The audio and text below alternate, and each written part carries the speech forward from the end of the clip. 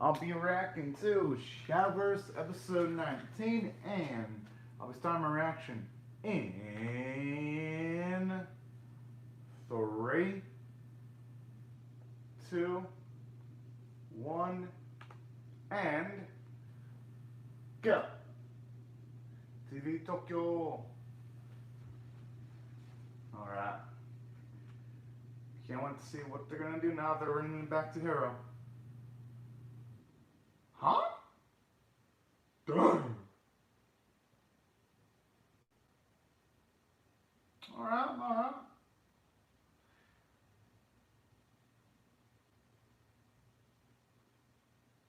I wonder what they could be talking about, though.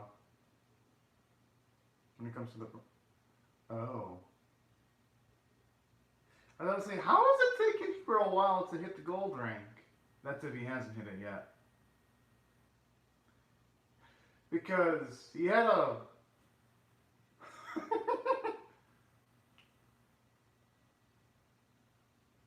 Whoa. Okay, that pretty much kind of confirms that...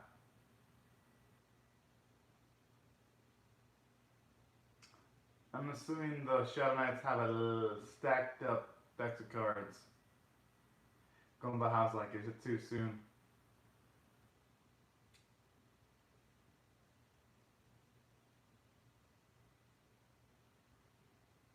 Oh, I'm actually excited for this. And he just got kind of in a roundabout way confirms that Hero's father is friends with this blondie. Has to, because they mentioned Hero's father just a few episodes ago. Didn't actually show off what he looks like directly, but they did kind of mention him casually. And then again, we get in this episode, he mentions my friend's son, which it's got to be the father because the series hasn't even mentioned Hero's mother at all. Someone just, yeah. And then you have this dude that has like a similar hair color to Hero's hair. Has to be the father. They wouldn't just be obscuring someone's appearance for like no apparent reason unless they're gonna factor it into the series way later on and they're just saving it for some kind of twist. I'm just saying. So I'm wondering, if he's worried about Hero, that means Hero's probably at silver rank, which makes it think, what has Hero been doing? Oh man, I'm just saying, to still be in like silver rank, at least that's what I'm assuming. But I guess he could just be like Kazuki and he could just have zero luck on the island. So I guess there is that. Oh, okay, so I guess I was on the money. For a second, that reminded me of the fidget spinner and Tomika Granner. Kind of reminded me, gave me like those little vibes.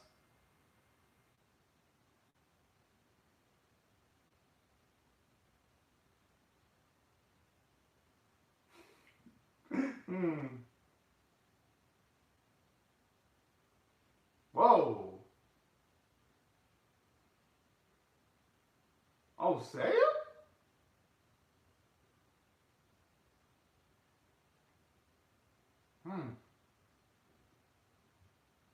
Alright.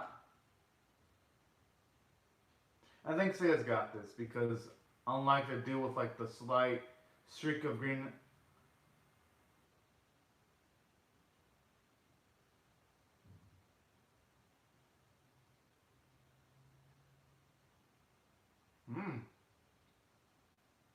Yo, even the amateur's confused. Oh man.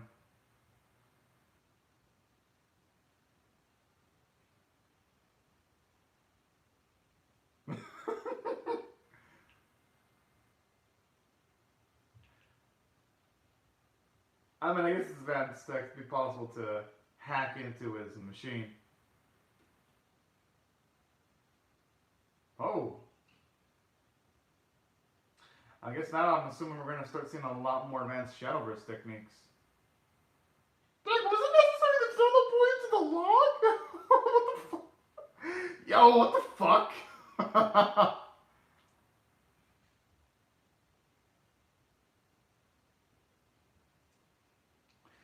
Okay, what type of tech are these Shadow Knights utilizing?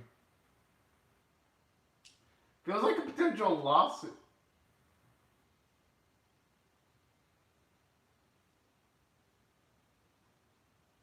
Ah, you want to see, say, actually play a match, though.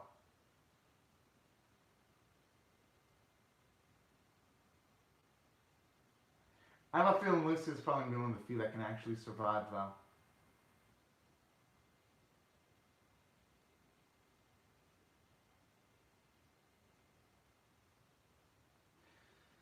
Whoa. I mean, did he not hear? He has to get into gold rank first. Exactly.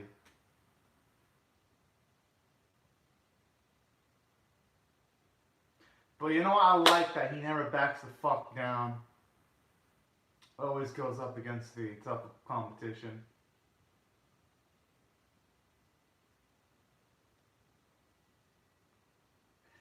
I just hope Shiro like stays away from like pointy objects and pointy logs so that he doesn't get fucking pierced. Cause jeez.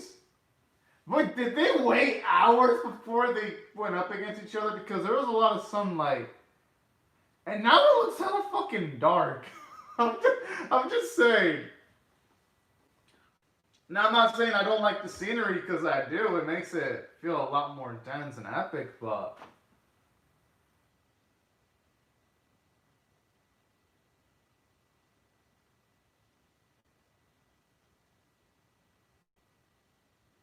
hmm.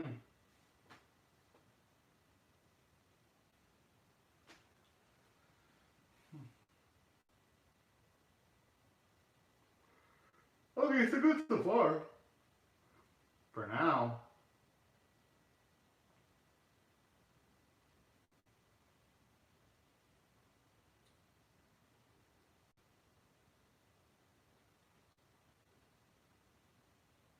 Mm.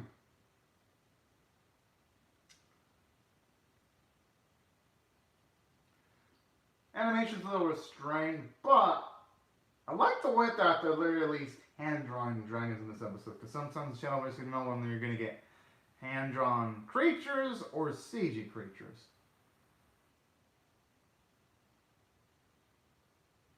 I like how it's going back to the Oceans go.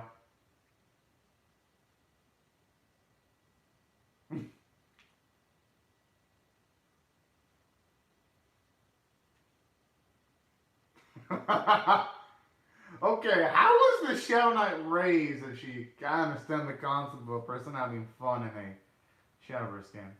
That's what I'm wondering. Shit. Kind of wondering what her backstory is.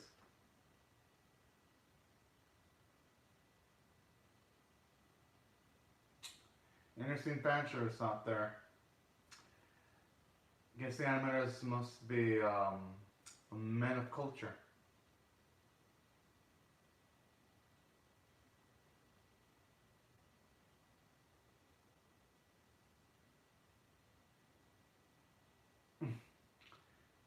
And at least like hear how Hero's actually trying to have a conversation too, even though it's futile because the Shadow Knight's not going to give him any info.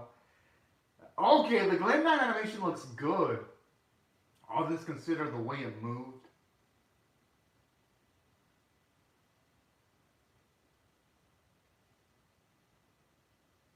Hey, you know that's actually a good question.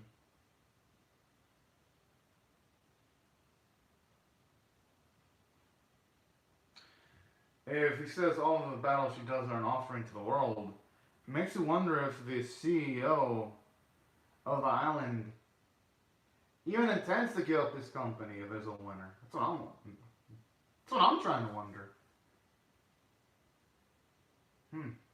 But I like this though. It actually makes the tournament feel a bit more dicey, bit more spicy. And that I love because you never know what's gonna happen.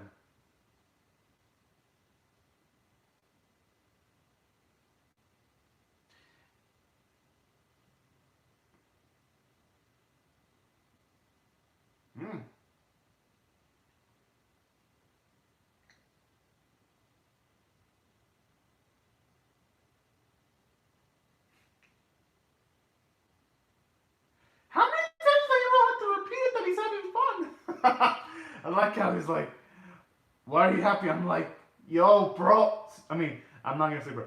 Sis, he said that multiple times that he enjoys it. Oh, man.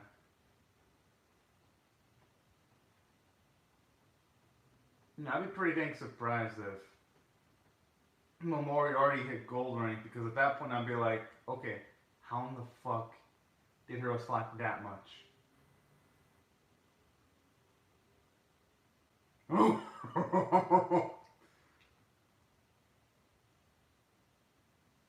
Hey, he's a cute little animal.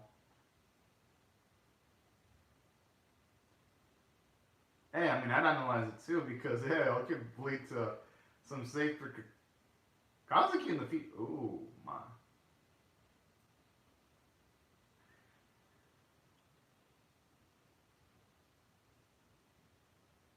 Alright, shit's about to get real.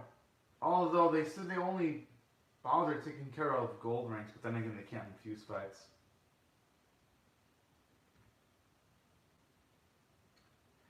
Lucio's not gonna lose to this dude.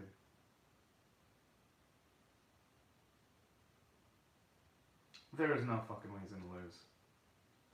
I can estimate the others losing. I can estimate Mori losing. Maybe Alice, Kai, and Kazuki.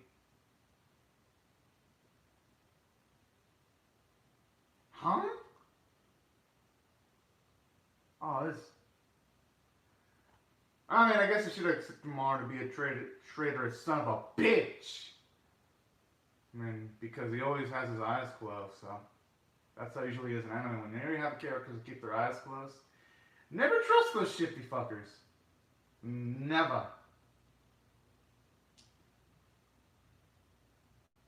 Dun-dun-dun. Wavering Cavalier.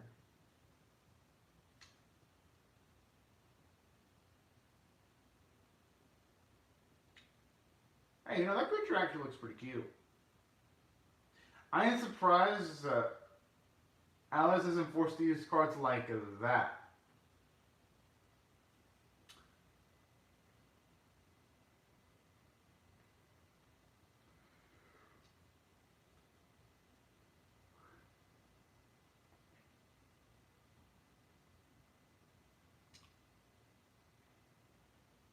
Hmm.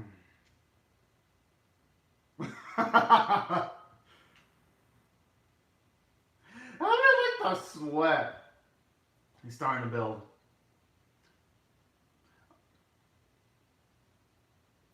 Oh. And I always love it too in this anime when characters equip items, whether it be hammers, swords, even wings. That looks pretty boss too.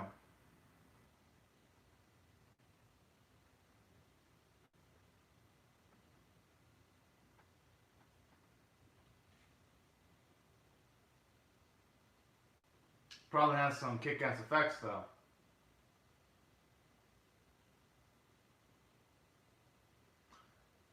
Oh.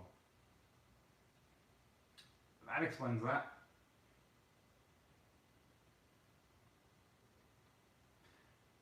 Hey, you know, that's not such a bad drawback, all things considered.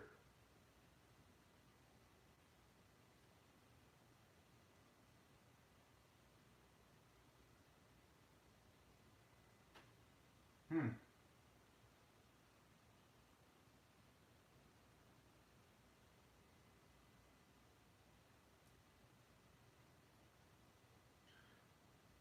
Okay, that monster looks pretty beastly, I ain't gonna lie.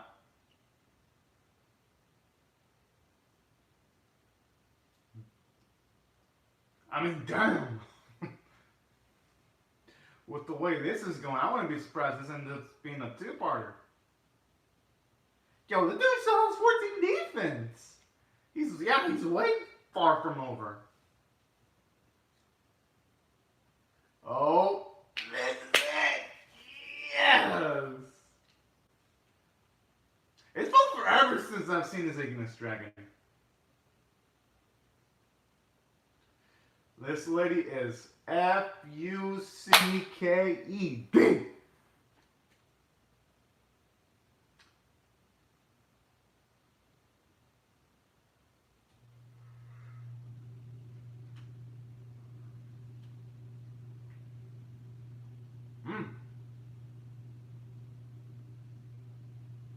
A shame he wasn't able to do some damage on her later, though. I'm assuming she's gonna destroy the dragon, though. Yeah. Because usually whenever Hero doesn't end a match with Ignis Dragon, the Ignis Dragon gets destroyed, usually, typically. And Hero has to use other cards to win a match, or he has to use a card that can revive the Ignis Dragon.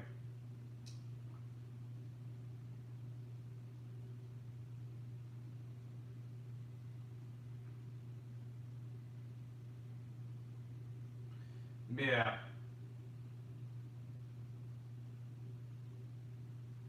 What the? 10?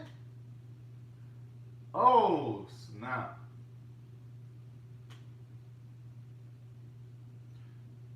Okay, now I was just playing with power. Oh my.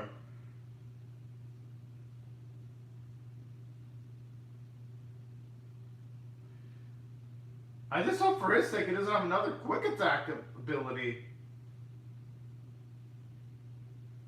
I mean, hey, Hero, it ain't the first time your Ignis Dragon's been destroyed. It's like the third, fourth time it got destroyed.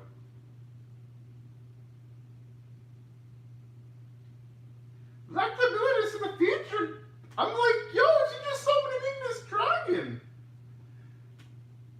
Can't blame him for thinking he was gonna at least have it on the board for a few turns.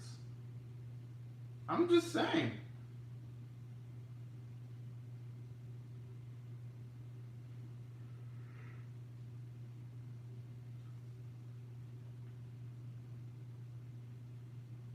Dang, talk about an impatient woman.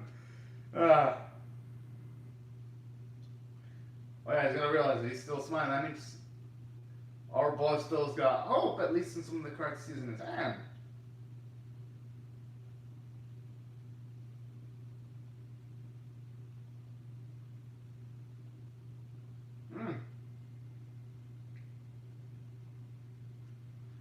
That sounds like a card with many drawbacks, though.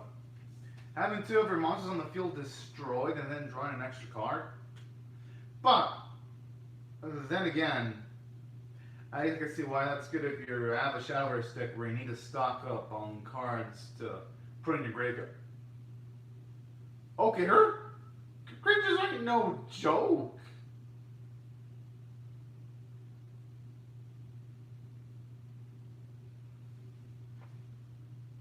From 52. Oh, 1. I don't know why I thought he had 15. Every motherfucker says that whenever he has 1 defense left. Ain't no way he's losing to this or random ass a bitch. No fucking way. Exactly. I think the only ones that have a chance of even being Hero at this point are probably either Alice, Lucia, or Hero's father whenever the hell he picks to show up.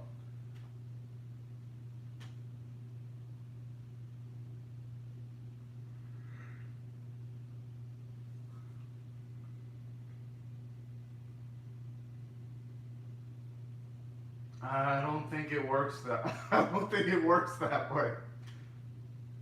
I think even if she loses, she'd have to still keep up with her job.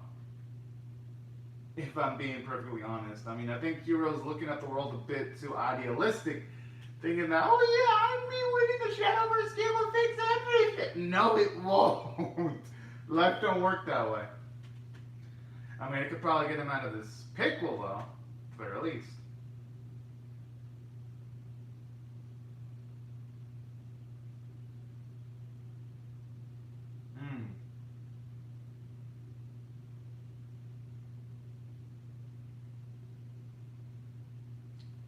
Yes.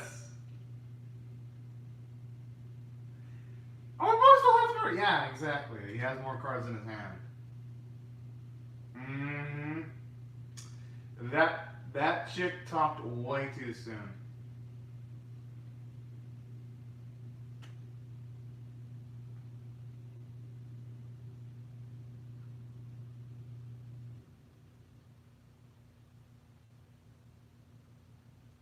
Yo, think about to have a guardian off the resident who was like, oh, when she saw the creature.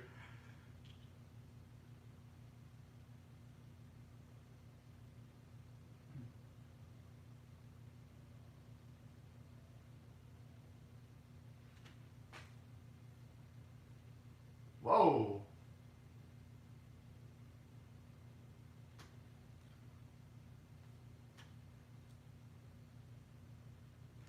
Yo, that dragon looks beastly.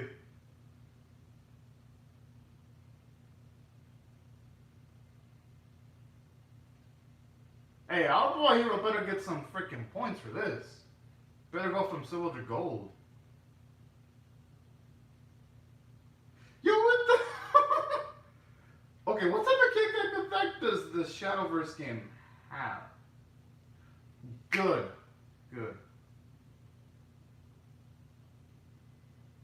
At least finally get to see the face. Oh yeah, true, when they first showed up, actually. I guess that's what I ended up scare their faces. I'm assuming it means all those people that were in white. Oh, this traitor. I mean, I guess I can't really say traitor, son of a bitch, because he never really had a that kind of relationship with Pharaoh.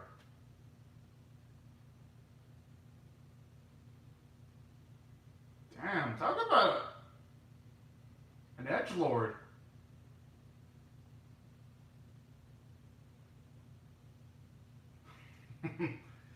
Oh, Mara talking all high mighty, even though Hero served his ass just a few episodes ago in the previous tournament, being all high and mighty. Man, I want to see Hero bust up Mara's shit in the next episode. I hope. Don't get me wrong. I eventually do want to see Hero lose, so at the very least he doesn't feel invincible and for him to be humbled. But I don't want him to lose against these motherfuckers. The only ones I want to see claim a win against Hero are Alice, Lucia, or heck, even Hero's father whenever the hell he chooses to show up. That's it. Everyone else, I'm like, not Hero. Pummel them into the fucking ground. But anyways, I actually really like this episode. If I were to rate this on a scale of 1 to 10, with 1 being abysmal, 5 being average, and 8 and 10 being exceptional, I thought this was a solid 8 out of 10 episode. Actually, I like the randomness of it all, where he just starts out with, say, on the fucking ground, the board on the wall. I'm like, the hell? Did this like become a battle shonen? From like one episode it was all playful, all games, and the next it's like a battle shonen where now you see knockback effects if you freaking lose a match. I'm like, okay. It makes it a bit more intense in a good way, so that's what I thought I did relatively well from a story standpoint. And it mixes things up too with the Shadow Knights. At the very least now, you've got narrative reasons as to why you have some of the weaker Shadowverse players knocked out instantly like that. So that's a nice narrative way at the very least of, oh. I mean, yeah, it's natural. He has a gold rank now.